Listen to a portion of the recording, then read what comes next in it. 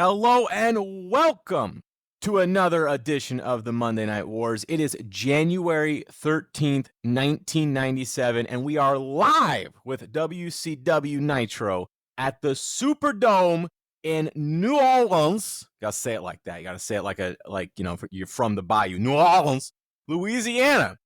And with me is Joseph, the Cajun Rojas. Joseph, how you doing? I'm good. I had the playoff football game on, but then I realized it was screwing up my recording, so I turned that off. But I'm doing good. It is the NFL playoffs right now, which has nothing to do with our podcast. But you know what does have to do with our podcast, Scott? Tell me about it. This email we got from one Wyatt Kelly, who apparently loves rugby, by the way. That's in his email handle. I'm not going to read his email handle, so our legions of listeners don't send him emails. But he sent us an email and he said, just came across y'all's podcast and was instantly hooked. As someone who was a WWF loyalist, I never even saw a second of WCW. So hearing that perspective has been very interesting and even got me into watching some Nitros. Just wanted to say y'all are doing an awesome job, and I subscribe to the Patreon, of course. Happy New Year's and best wishes from Wyatt. Wyatt, we love you, man. Thank you. Yeah, thanks for enjoying our stupid asses ranting about something that happened 30 years ago. Appreciate it, man. I always wonder, do people really want to listen to us just ramble about 90s wrestling? But I guess there's a core select, just great group of people that do.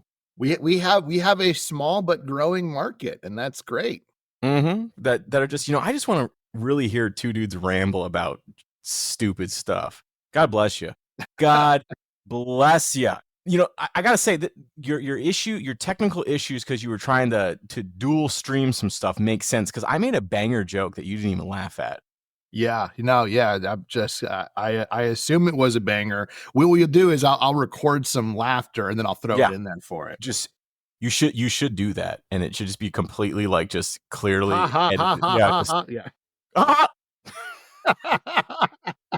Anyways, we're at the Superdome, New Orleans. That was the joke. I said it like that because it's Cajun. Yeah. Well, you have to. Yeah, I'm glad you agree with me that you have to do that. That you have to do that. Anyways, let's get into it, all right? Because we got a lot to go. We got a lot going on here. It's Nitro. There's like 47 matches because it's 2 hours. I gotta say, I should really keep track of how many matches to see if we ever break a record. Because this feels like this might be a record. We've got 1, 2, 3, 4, 5, 6, 7, 8, 9, 10, 11, 12. 12 matches. Not a record. Last time we said it was a record, it was 13. Okay, so 13 is the number to beat. But I'm just saying, when you got 12 matches going, how do you have any time for story? We're about to find out, Scott. And the answer is they don't. So let's get into it. We start, though, backstage. Giant comes tearing into the NWO locker room. He's mad, man. He real mad. He feels like he's getting gypped. He thinks he deserves a title shot. And, Hulk Hogan, Hollywood Hogan, who has a stipulation in his contract that he has total control over his character, says, that don't work for me, brother. Joseph, what do you make of this? I actually did enjoy this. I really like the Giant here. There's not a whole lot to write about, but the police ended up coming in to try to detain him. I think this will happen a second time later on in the night. And it works, right? Giant has a legitimate gripe here. He does. He earned the shot at the title. Hogan's saying there was no contract signed, so you don't get one. It's that simple. It works. The storyline works for this. I'm giving this a B. Is it a match I want to see? Not really. No. Giant's not really a great wrestler yet. I really love Big Show, but Big Show has to go through some struggles before he really becomes very good in the ring. He's not there yet. And so he has to go over to WWF where they go, oh shit, you ain't good. Yeah. that's what's got to happen. Where they're like, you need some work, bro. Yeah. And so, it is what it is. But I do, from a storyline perspective, I do enjoy this. It was a good hot start to me to the Nitro. Well, as we often say, a lot of times some of the best storylines are storylines that have at least a kernel of truth to them. we were always kind of big fans of Jim Cornette because even though he was a heel, he was saying stuff where we're like, he's not wrong though. He's not wrong for being upset. And I feel like Giant is not wrong for being upset because Hogan always talks about how, I don't care who has the title as long as it stays in the family, brother. But I'm not going to give you a shot, right? Yeah.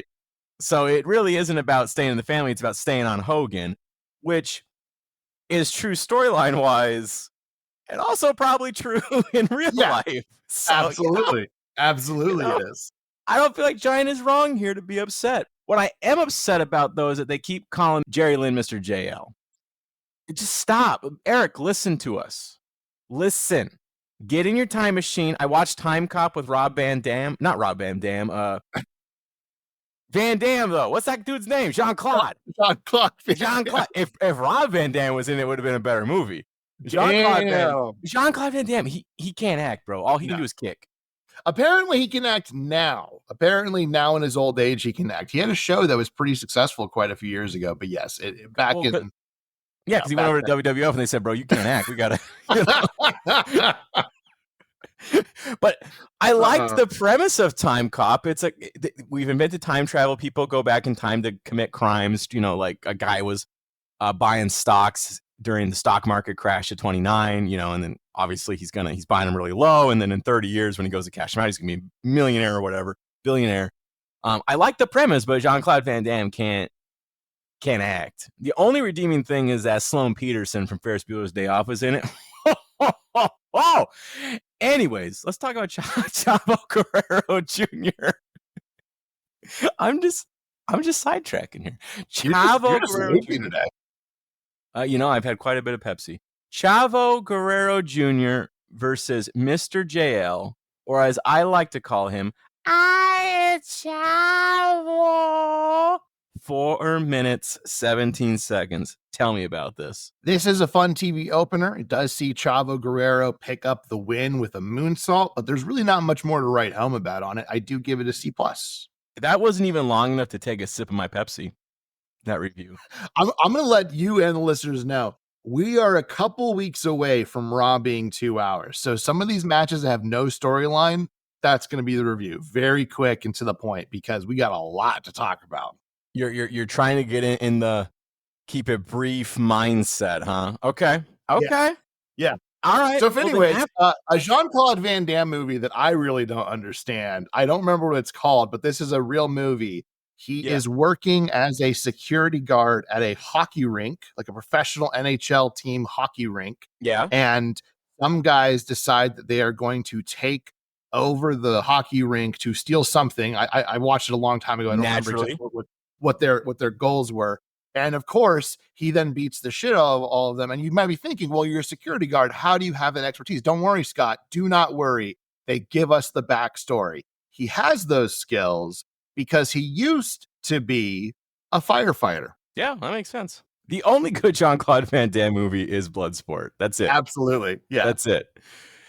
I think when I was telling that story, I was going somewhere with that. And then I got completely sidetracked and don't remember. But whatever. If it comes to me, I'll bring it back up. But let's head back because we're going over to the commentary table. We got Tony and Larry, and we're discussing Hulk Hogan, and they refer to him as playing a human game of chess. He's got some 4D chess going, and they lured the Giant in, and Hulk Hogan, he's just playing mind games. What do you think? Did you got anything written down on this segment? This segment, no, because it's really just kind of a continuation of the previous segment with the Giant. And like this is going to be over and over through the night. They're just going to keep hitting the point of, you didn't have a contract, so there's no match, and that's kind of it. All right. Speaking of no match, our next match, because we got another battle of the cruiserweights, Super Callow and Hacksaw Jim Duggan. Absolutely. What a cruiserweight. I don't care. Anytime Jim Duggan's in action, I'm happy. But wait! Sting comes out of nowhere and attacks Hacksaw Jim Duggan. Hacksaw Jim Duggan, who is Mr. WCW.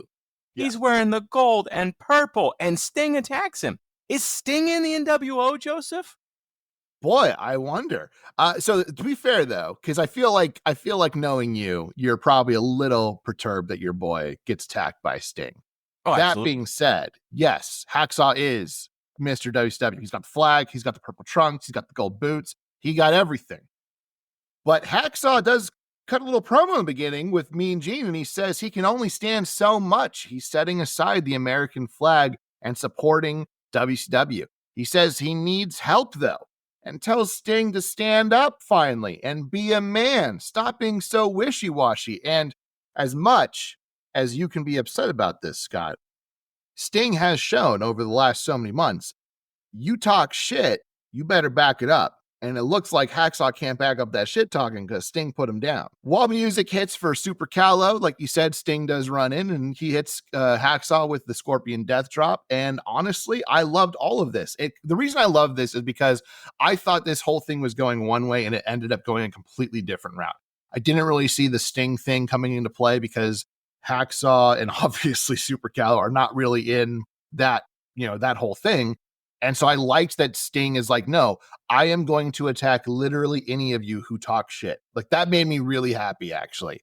It subverted all my expectations. I'm giving this whole thing an A. Is Hacksaw wrong, though? You say he's talking shit. I say he's talking truth. What truth is he talking? That Sting's got to get off the sidelines and get in the game.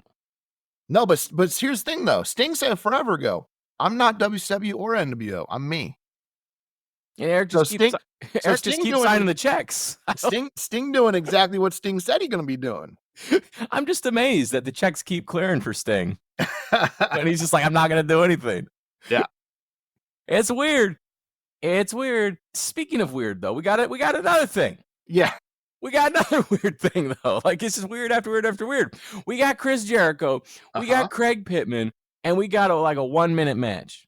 Yeah. Tell me about this 1-minute match versus Chris Jericho and Sergeant Craig Pitbull Pittman. You got to say his full name. Absolutely, you do. Somehow, again, Sergeant Craig Pitbull Pittman gets a shit ton of pyro. I don't understand how he gets it. Jericho wins very easily. Like you said, it's a minute match with a missile dropkick. I'm giving it a C-. It is weird that, he gets a ton of pyro only to get jobbed out. Like, is that like the I'm sorry? Like, we're going to do a bunch of pyro, but you're going to lose in a minute? I don't know. I don't know. It's also weird for Chris Jericho because Chris Jericho had a pretty high-profile feud, and now he got nothing. I don't know. It's WCW, man. After that, though, we got the Harlem Heat, and we got High Voltage. We kind of like High Voltage because our bar is so low. They're a tag team, and we like tag teams. 4 minutes, 6 seconds. Tell me about Harlem Heat and High Voltage. Backstage, Giant is once again charging the locker room, and after this, he is removed, and the NWO laugh at him. And Bischoff is laughing about how you can't have a title shot with no contract. Like I said, this is going to keep happening the entire night. I think this is the last time that Giant attacks the backstage area, but this is not the last time they'll bring up that contract issue. The match itself is fine and hard-hitting, but Harlem Heat win with the Heat Seeker, and that's pretty much it. It gets a C. Harlem Heat, High Voltage, tag teams. Like I said, my bar is so low. It's so low. I liked it. You just need tag teams and an actual tag team match, and you're set. Mm-hmm. If they're tag teams and they look alike and they do tag team moves, I'm in. It's really that simple. We come back and Tony, though, is telling us that the WCW Executive Committee is in town, which I didn't even know they existed. Have we talked about them before? Is this the first time? They've named them different things. Last time, I believe they were called the WCW Championship Committee or Executive Championship Committee or something like that. But they've been called different names a few times. They're trying to find an entity that can usurp the power of Eric Bischoff. But this is not the first time they've mentioned them. They mentioned them quite a few months ago. I want to say even well before NWO was even a thing. I think they actually use it. They also used them when NWO just started and it was the Outsiders, because remember, Eric Bischoff had to go to Atlanta to get permission on things like that. They use them for that too. We never see them. They're nameless, faceless, but they've been used before. But it makes sense because now Eric is with the NWO, so you need someone on Team WCW. And here we go. Apparently there's someone over Eric that can make decisions because they're in town and they're going to be making a ruling. They're going to be making a decision about Hulk Hogan and the sold out match. It's exciting. We don't know. We're going to find out. But before we can find out, NWO crashes the commentary table. Eric, Ted DiBiase, and Vinny Jones, Vincenzo. No, it's not Vinny Jones. Vincent, that's his name. They crashed the commentary table. I will say, Tony and Larry obviously flee, but Larry has a great line. I don't know if you wrote this down. Larry tells Eric that he better watch out because the executive committee's in town, and if he messes with him, he's going to be mowing Vern Gagne's lawn again. I do remember. I didn't write that down, but I do remember that. Yeah. Great line. Great line and a good deep cut, because that is true. That's how he started, by working for Vern Gagne. So very good line. This is fine. It gets a C from me. Bischoff calls Sting our Stinger. He says that because NWO keeps saying that he's their employee. And then we kind of move right into the next match after that. I do think the Sting angle is interesting in this respect, right? Because he doesn't attack NWO, and everyone's like, oh, well, clearly he's NWO because he's not attacking them. But they don't talk shit about him. Mm-hmm. They talk about how he's their guy and a great guy and good and all that kind of stuff. It's only the WCW guys talking shit about Sting. Yeah, so that's true. There is that plausible deniability there, right? Where it's like, well, he isn't attacking NWO guys, but the NWO guys aren't doing anything to get him to attack them. Right. Yet. We'll get there. Mm-hmm. After that, though, we got Diamond Dallas Page versus, hold on, let me put my glasses on here. Let me put my peepers on. Mark Starr, better known as, no, that's it. That's him. Yep. Okay. For 54 seconds. Tell me about it. Bischoff says that DDP is in NWO after a $350 plate of lobster from Scott Hall. I completely botched that, and I apologize. I'm not going to cut it. So let me re-say that, though, just so it's very clear. If you remember last week, apparently DDP had a high-profile match for the WCW TV Championship, and he wasn't there. He didn't come out for it, and the rumor was he was meeting with Scott Hall. This is what Bischoff is saying. DDP is now in the NWO after a $350 plate of lobster on Scott Hall. They apparently had a really nice dinner. DiBiase says that they got to get Page a shirt, which is true. DDP need a shirt. If he in an NWO, like, he can't be not rocking the colors. It's a good point. DDP almost immediately hits the Diamond Cutter for the win, and the crowd loves him. Kevin Nash and Scott Hall come out to welcome DDP into the NWO. Nash gives him a big old hug, and Hall tosses him a shirt. Page puts on the NWO shirt, and boy, does he look good in it, and Nash celebrates. Hall goes to shake DDP's hand. DDP shakes his hand, then pulls him in, and bang! Hits the Diamond Cutter. Nash realizes what's happened and charges him, and DDP ducks as Nash topples over the rope into the table that is for some reason ringside. And Nash, and I got to give him credit for this, expertly realizes how good this will look, grabs the table as he's moving over it, and just like whips it over him to make extra carnage to emphasize the spot. It looks phenomenal. DDP runs into the crowd, throws up the self high five as the crowd cheers around him in one of the most iconic WCW shots that I've ever had in my mind personally. And like that, DDP is mega over. A+. You start thinking this is DDP versus who? And it ends up being an all-time WCW segment. I got one word for this match. Do you know what it is? I'm going to assume bang. Bang! It's great. This whole thing, too, I think we got to talk a little bit about this. We've probably talked about it before, but this is kind of the moment here where DDP was at this point kind of in a low point in his career. He wasn't going anywhere. He was kind of just having, he didn't have any really good feuds. He wasn't really going anywhere. He wasn't, in any competition for any belts or championships. And he was really thinking about hanging it up. He thought he was done with wrestling. And he goes to Scott Hall, who is a friend. Scott Hall loves DDP because DDP kind of gave Scott Hall his break. He was in DDP's stable when he started out. The Diamond Stud, right? Was that his name? The Diamond Stud? Yeah. Diamond Stud, yeah. And honestly, same with Kevin Nash, that DDP really kind of helped get him where he is, got him to WCW and all that. I think Kevin Nash was Vinny Vega. I believe he was also part of that. And then obviously very quickly went to WWF. But yeah, so they both have this real soft spot for DDP for kind of really getting him into the business. And he goes to them and he says, I think I'm done. I think I'm out. And Scott Hall says, don't worry about it. You're going to feud with us. This is the new storyline. And it's fantastic. DDP really is like the Stone Cold Steve Austin, or at least he becomes the Stone Cold Steve Austin of WCW. And he's fantastic in it. I don't feel like Stone Cold Steve Austin, everyone remembers Stone Cold Steve Austin. And I think, obviously people who watch WCW remember DDP too, but I don't think he gets enough credit for how he and Sting really kind of carry this organization on their backs for several years. Yeah. In the next couple of years. Yeah.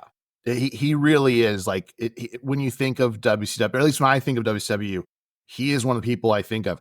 A lot of people will bring up like Hollywood Hulk Hogan. I don't think of him when I think of WCW. I know that he definitely had a huge impact on it, but when I think of like pure WCW at its finest, I think of Sting, obviously. I think of Ric Flair. I think of DDP.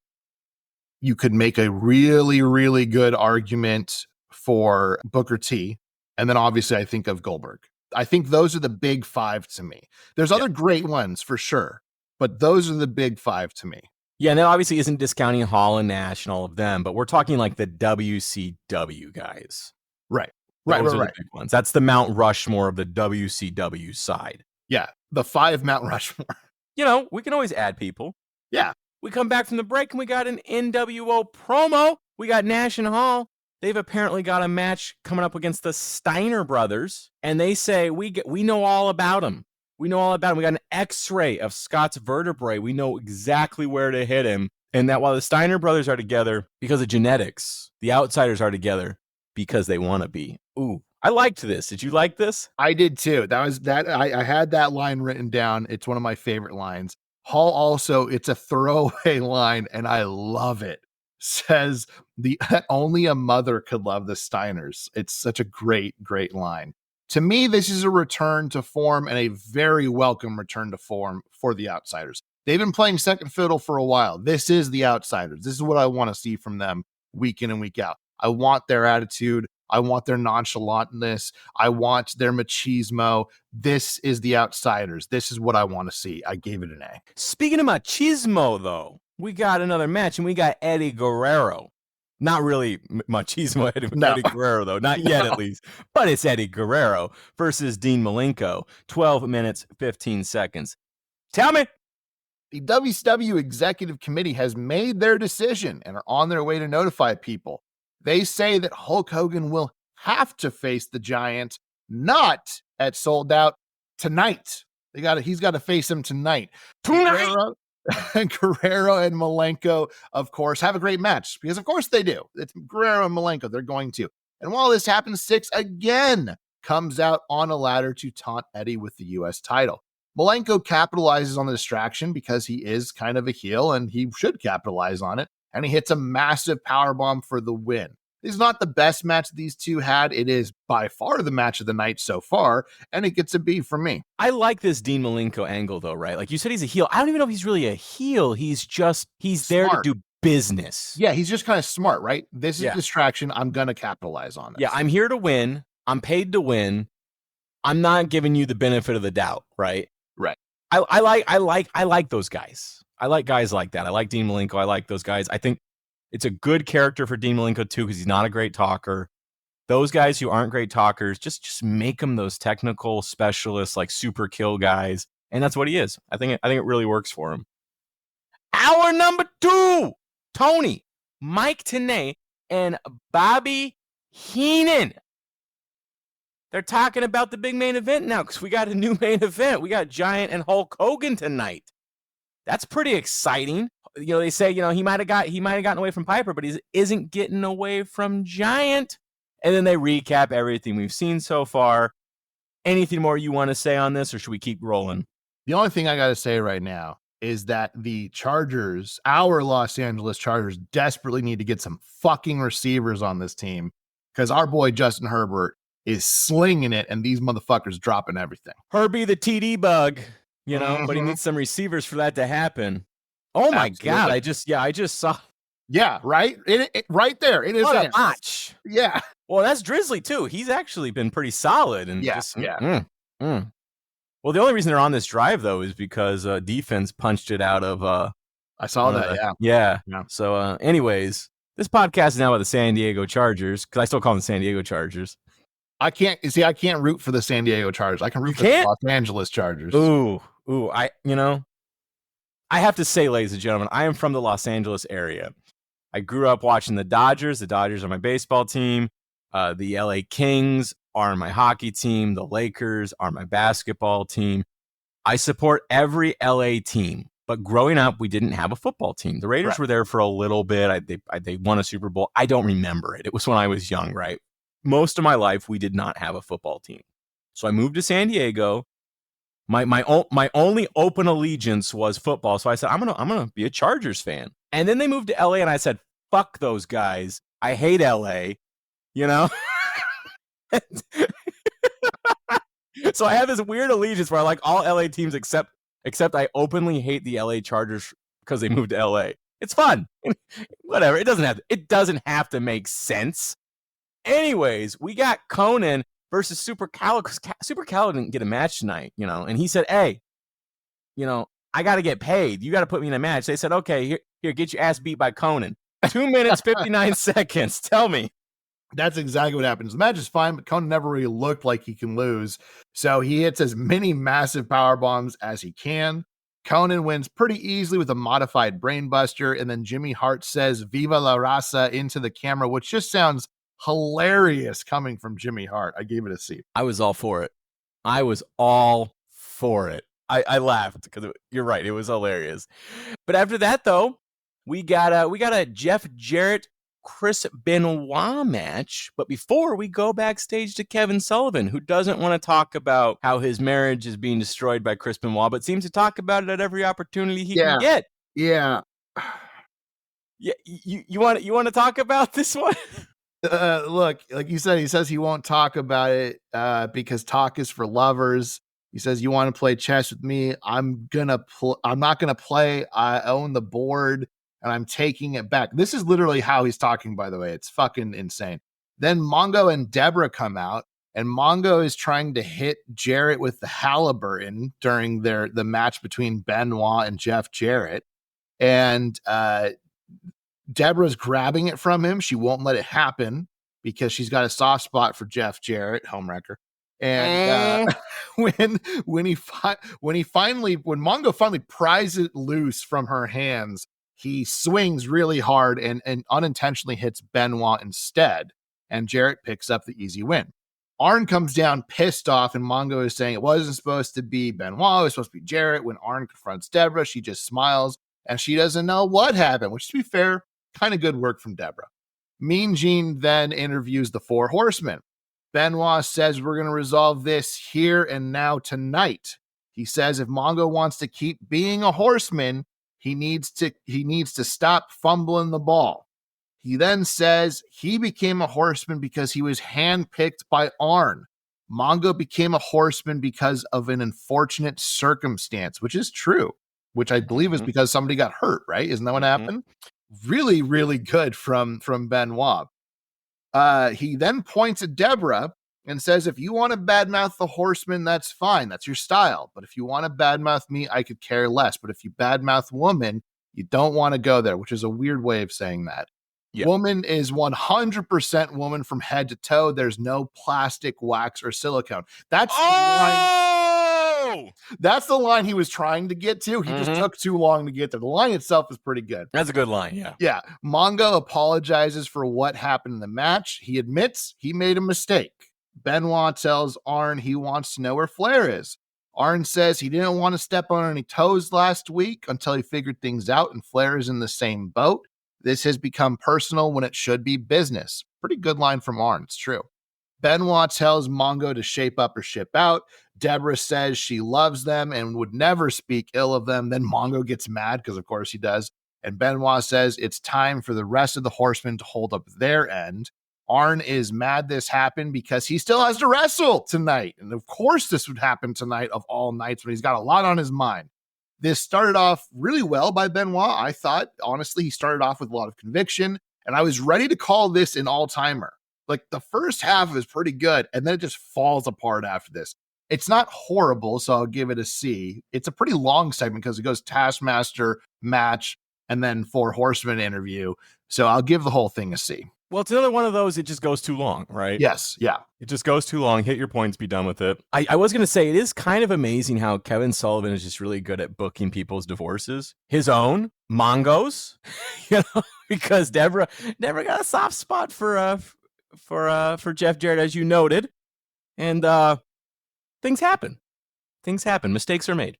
To be fair, I don't know if that actually is a thing. Like, I don't know if they actually become an item and that's why they get divorced. I've looked it up. I can't find anything on it. If So they this actually could just be, this could just be very good storytelling on their part more than anything. But they do get divorced. Yeah. These two do get divorced in a few years, and then she will obviously end up with Stone Cold, and nothing bad will ever happen. Yeah, I don't like talking about that part. All wrestlers, including your favorite wrestlers, are probably pieces of shit. Yeah, if they're from the early 2000s and prior, yes.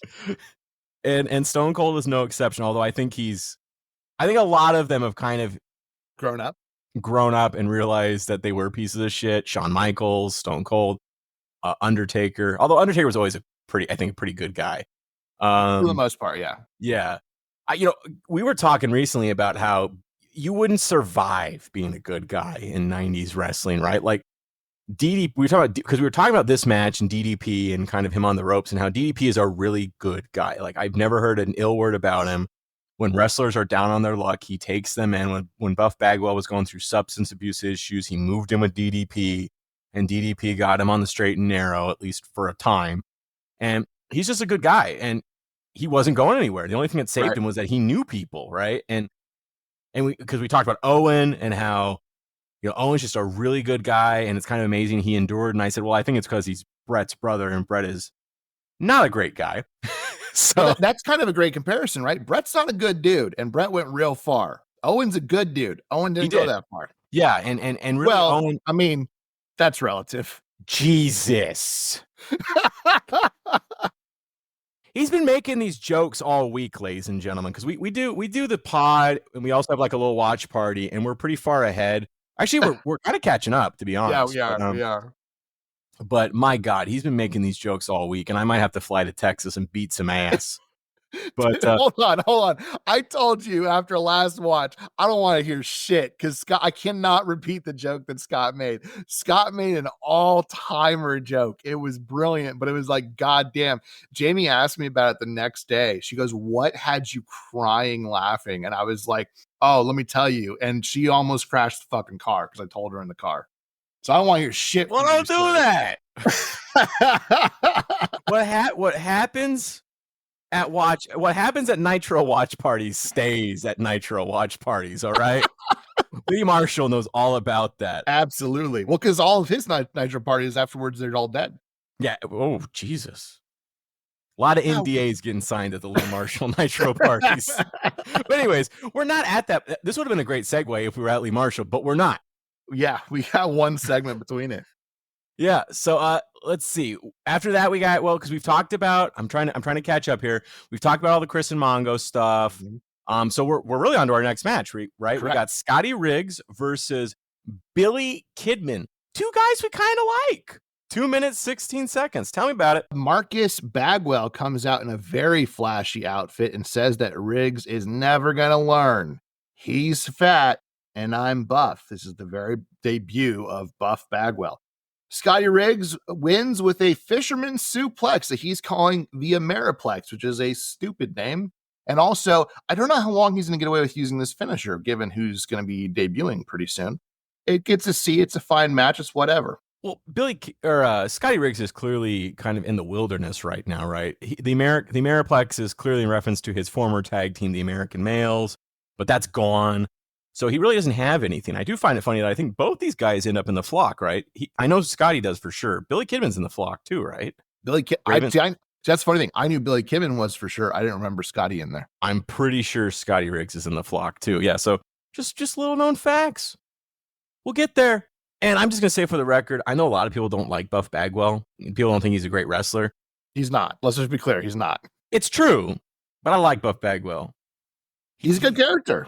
He's a good character. And as you know, we like stories. We like characters. Technical ability is good too, but we can fake that. We can fake that. Then we go back to the commentary table. We're talking about the main event again. It's Giant versus Hulk Hogan. This shadowy executive committee has appeared, and they're now starting to make orders because Eric has gone off the reservation. And then we go to Lee Marshall, Nitro Party, baby, Chicago, Illinois. And, turns out, he's having deep dish. He's really enjoying Chicago. He's having deep dish at the Nitro Party. There's still some tickets available. And he's working with the Chicago Six Flags staff to open a new ride called the Tilt-A-Weasel. Yeah. What? Yeah. I loved it. Phenomenal, right? You missed a great part, though, which is that Tony Schiavone really wants this to be a thing. So he actually tells Bobby the Brain Heenan to pitch it to Lee Marshall. And Heenan starts by saying that Marshall has more wind than the city of Chicago, which is where, like you said, Lee is. And Lee goes, "Oh, yeah, good one." And it was really funny. And then he, like you said, he says the things about the deep dish, but he also says there hasn't been this much excitement since Elwood and Joliet Jake put the band back together. That's a huge cut for Scott. That's like his favorite movie ever. This is a great segment. He's not joking, ladies and gentlemen. It really is. Top 5 greatest movies of all time. The Blues Brothers is fantastic. Yeah, it is. It is top to bottom a fantastic film. And like you said, he hits the Weasel line. It's great. Bobby says that Lee Marshall sounds a lot like Harry Carey. And then Tony Schiavone says that's Aaron Neville, who's in the crowd, because Aaron Neville is in the crowd, which is like a weird transition. And Scott, I don't know much, but I know I love you. Man, that's beautiful. It gets an A+, bro. Well, it does. I mean, it goes without saying. Come on. But the big question is, does our next match get an A+? Because we got Lex Luger versus, hold on. He's got to put his glasses back on. Let me put my glasses back on here. Rick Fuller making his debut, I think, because I haven't seen him before. 2 minutes, 57 seconds. Yeah, this is that thing that WCW's been doing lately where they have Luger dominate against someone who happens to be a very big guy to show how strong he is. Luger, of course, locks in the torture rack for the win. As Luger heads up the ramp, the Giant comes down to the ramp, and the two men have a stare down, and they eventually continue past each other, and Giant heads to the ring for his interview. And this is a really cool little moment, even though the whole segment itself will get a C. This is a cool moment because it kind of shows that, hey, the Giant and Luger used to be at odds, but now they're both kind of against the NWO. So they might have to be begrudging teammates, essentially. Giant goes into the ring, and he has an interview with Mean Gene. And Mean Gene obviously mentions that they have a match. And Giant says he's getting support, but it isn't about the NWO or the WCW. It's about two men, Hulk Hogan and the Giant. This is literally just the Piper angle. This is literally exactly what Piper said. Giant says he will never be a bookend again. Then he says bookend a lot. And then he talks about books. And it was good the first time. I liked the book in the first time. And then it kind of went off the rails. Yeah. It gets a C. It's not great. Well, again, it's another one of those things where I kind of felt like at the start, this is all right. This is all right. He gets a couple of good lines in, but it just keeps going. You got to cut it. At some point, WWF will start doing this thing, which we really like, where they realize that some of their guys are just not great off the cuff. So they start doing clearly like recorded segments with them, and they're great. Yes. Ken Shamrock has a couple of just terrible live interviews, and they're like, this isn't Ken Shamrock's thing. And then they put him backstage, and it's good. He's never great, but like it's good. He gets his point across, and we're done. It's just not rambling like we do on this show every week. After that, though, we got another match because it's just match after match after match at the WCW.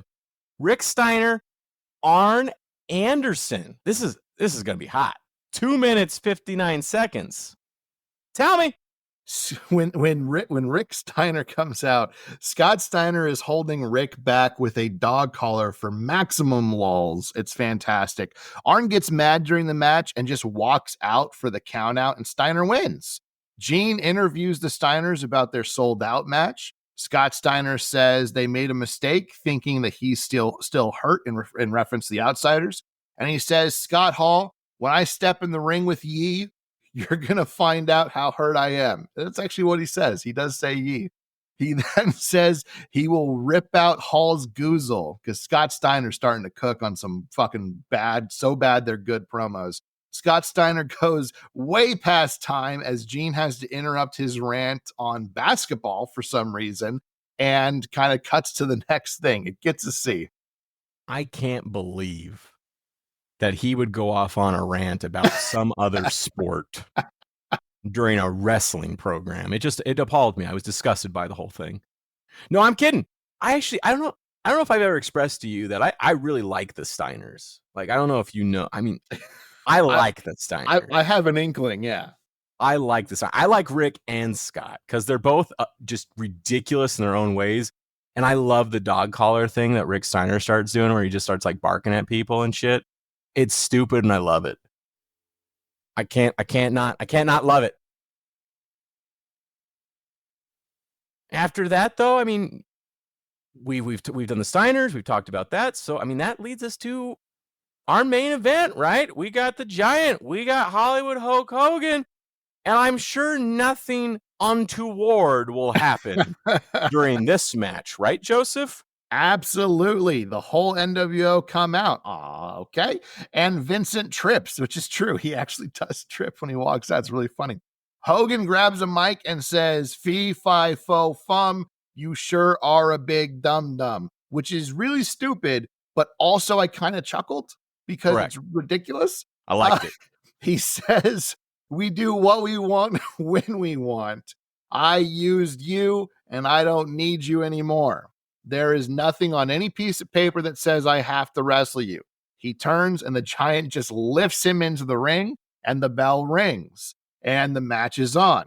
Security walk out. Someone during this match, because someone tries to get into the ring. It's insane. And they walk him out, which I think is like the third or fourth time it's happened on WCW. They have horrible security. It happens quite a bit. Yeah. Yeah.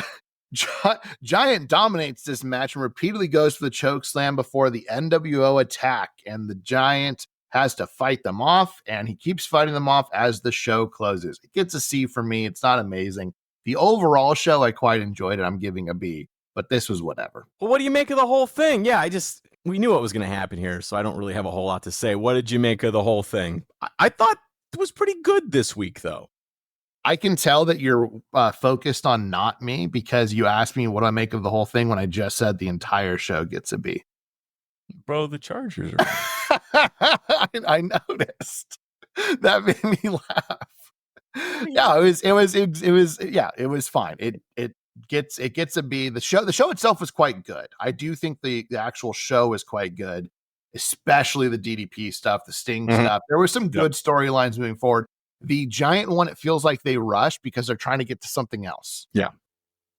What do you make of the whole show, though? I mean, how would you rate the whole show? I think it gets a B. I really liked the DDP storyline.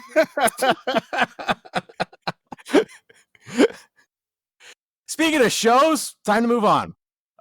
We are not live. We're taped. Are we live yet on Raw? No, I can't even remember. They still say taped. Live. We're not live. We're taped, but they tell us we're live at the Knickerbocker Arena again in Albany, New York. Exciting. Not really.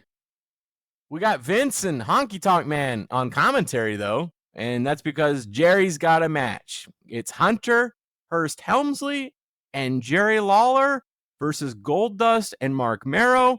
And I guess this is all about trying to steal. I mean, this is really about trying to steal Mark and Goldust Woman. That's really what this match is as a culmination of, right? Yeah. I guess. Tell me about it. Sable is with Mark Marrow and is now in leather, complete head to toe, and a very open blouse. So they are ready to launch her to the moon. This is exactly what they're doing. Honky Tonk Man, like you said, is in commentary, and he keeps saying Mike Man, which actually I find to be Hugh Morris. This match is actually fun, and specifically because we don't have to listen to Jerry use gay slurs the whole time. Helmsley eventually gets tied up on the ropes, and Goldust starts to choke out Hunter. Goldust hits everyone who tries to stop him, including Mark Marrow, because he's just so incensed by what Hunter's been doing to his wife that he's like, no, I'm going to kill this guy. Which also, like, I can't blame him. This is a true story. There's a dude who bumped into Scott's wife really hard on purpose, did not give a shit, and Scott almost murdered the guy. That's a true story. So I cannot blame Goldust in his reservations and his ire and his the fire in his loins. I'm just joking on the last one. Unless this is a heel turn, which it isn't. I do have a situation where I'm going, okay, you really have to land this. You have to make this work, because you're on the teetering edge of this becoming either Goldust becomes a heel again, and now you've got two heels, or unintentionally giving sympathy to Hunter. Luckily for them, they're going to find a creative way around this in a second, very soon. Overall, this is a pretty good segment. I gave it a B-. For the record, dude didn't bump my wife. He like put a shoulder down. He like body checked her. Yeah.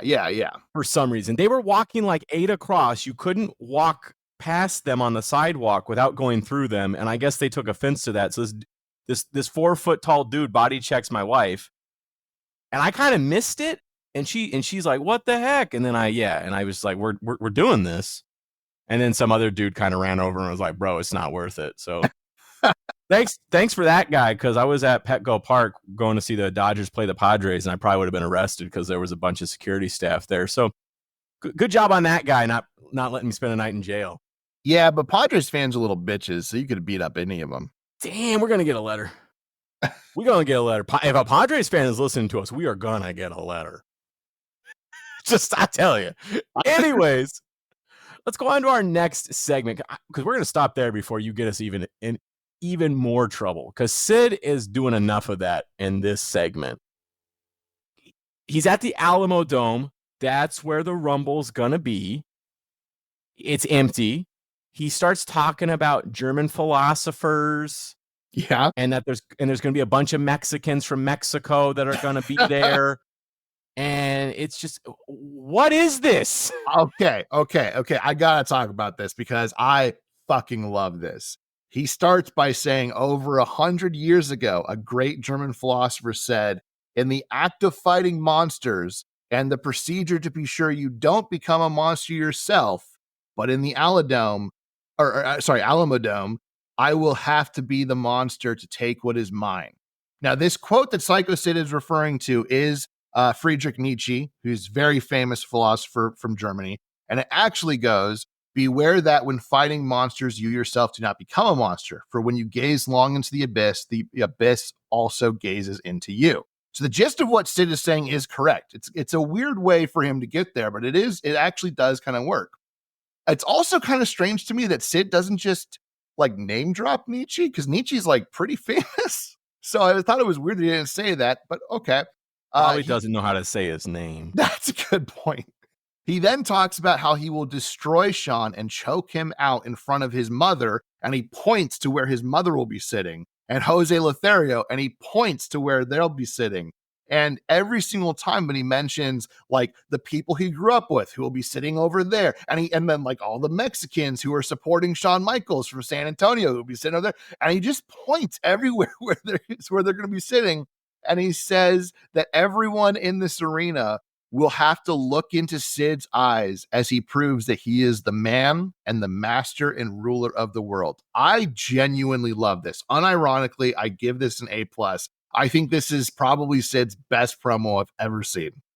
I just didn't realize that when you bought tickets in Texas, you told him your race. You know, he knows exactly where they're sitting. Well, this is Texas. Anyways, after that, we go across the street. I don't know where the hell we are. We go to Sean somewhere in San Antonio, and he gonna beat Sid's ass. Right? They're talking about stool samples and all kinds of things. So why don't you tell us about this, Joseph? Sean says, if you want the monster, I'll bring him. He says, I may not be as big as you, but no one can be as cheap or low down than the Heartbreak Kid. Really good line. That's how we do things here in Texas. We can be nice to you or we can kick you straight in the teeth. Then the promo becomes more babyface than attitude and it kind of falls off. Also, Sean actually looks like he's reading off a cue card. And I don't like that because he's best when he's scripted. He also is clearly plastered, which might be why he has the cue cards, yet delivers a better promo than a sober Bret Hart. I'm giving this a B-. Oh my God. You didn't say the line where he said he's gonna put teeth in Sid's stool sample. Yeah, the reason I missed it is because I kept looking at him going, this dude's reading cue cards. And then I was like, oh, because he's drunk. Okay. Yeah, I mean, that's fair. That's about right. That's Brett promos right now. Either not Brett, Sean promos. Either he's drunk or he isn't. Those are the two different promos we get. And even the drunk ones are usually okay. Yeah. Anyways, Bulldog versus Rocky Maivia. An injured Bret Hart comes out to commentary and he puts over Rocky. Owen Hart comes down to ringside and he taunts Bret.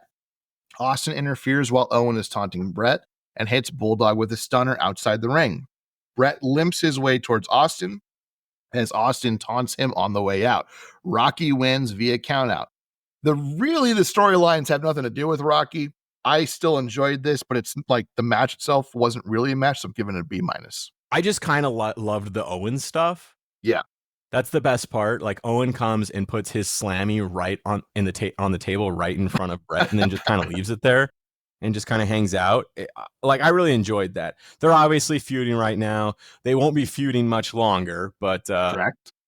But they got issues. I think Bret even says something like, their relationship has been better, but he still loves his brother or whatever. And Owen responds by just, there's the slammy. I'm better than you. Owen don't feel the same way. Anyways, now for our main event. I don't know why. Undertaker, yeah. But Crush versus Crush. Why? Tell me, Joseph, why? So right before this, there's a promo with Nation of Domination. It's one of those promos where they talk to the camera and Vince is asking questions from the commentary booth. So Vin Man says the nation will be divided at the Royal Rumble, and Farouk says absolutely not. The Nation of Domination is all about unity. He then asks about Taker versus Crush. Crush says by any means necessary, they will dominate. Okay. Then we go into the match, and Taker beats up Crush mid-entrance. So apparently Taker, like Sting, doesn't like you talking shit about him. Vader eventually looks on. Eventually the Nation interfere and with Vader, and he wins via DQ.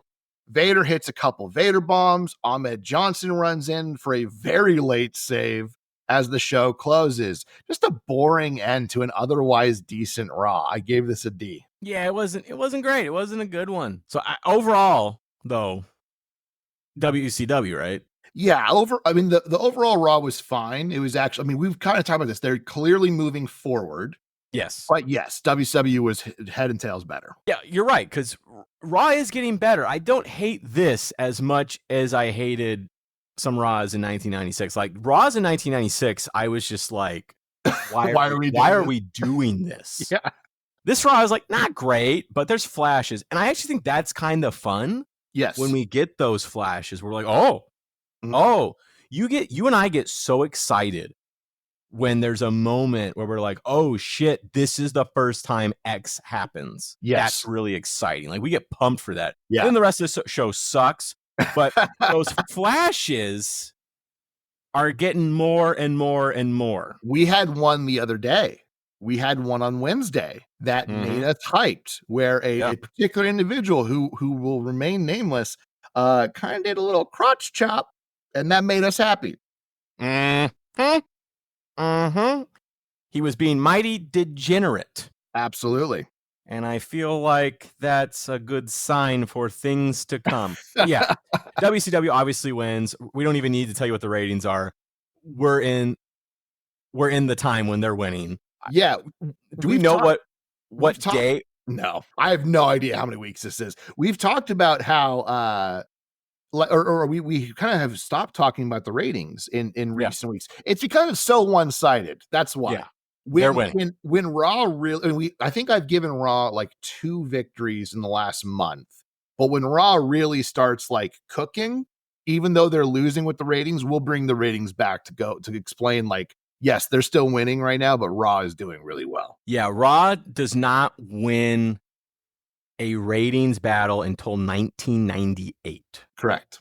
Yeah. So that tells you how long we have of just absolute WCW dominance. There's a couple, obviously, where one show isn't on or whatever, so you can't really count those, but there isn't any single one where Raw wins. The last time Raw won was June. Let me see. It was Nash's debut episode, I believe, was the June 10th, 1996 is the last Raw that won. And we're in January 13th, 1997. So you can tell why we're not bringing up ratings, because you know till we hit 1998 that Nitro's going to win. Although, as you said, sometimes Raw might be better. And I think as we get deeper into 1997, that's going to become more true, because there are some really good Raws that we've been watching lately. Yeah. Where I'm actually like, I kind of want to watch another. Where usually it was like, I think I'm good.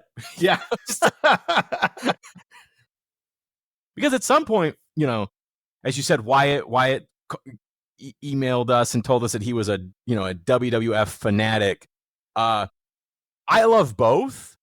And there's certainly a time where WCW is my favorite and then WWF becomes my favorite. But that shift is going to happen, and we're going to become, right now we're kind of WCW guys, but we're going to become WWF guys when WCW hits the skids. But I mean, that's really it for us, right, Joseph? You got anything more? For us, for the fans? All right. Well, thanks for listening, everybody. Thank you for subscribing. If you're a Patreon subscriber, the Royal Rumble is coming up. We're happy to talk to you about that. It's $2 a month if you want to hear the pay-per-views. But if not, that's good too. We're happy to have you every week listening to us on Spotify or wherever you get it. Thanks for listening to the Monday Night Wars. Bye, everybody. Royal Rumble this Sunday. Bye, guys. Woo!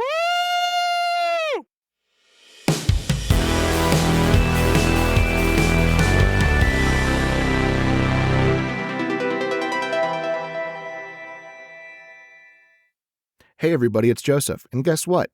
Not only can you listen to us every Monday on Spotify, but you can find us on Apple Podcasts, iHeartRadio, Amazon Music, and YouTube Podcasts as well. Just search for Monday Night Wars Podcast.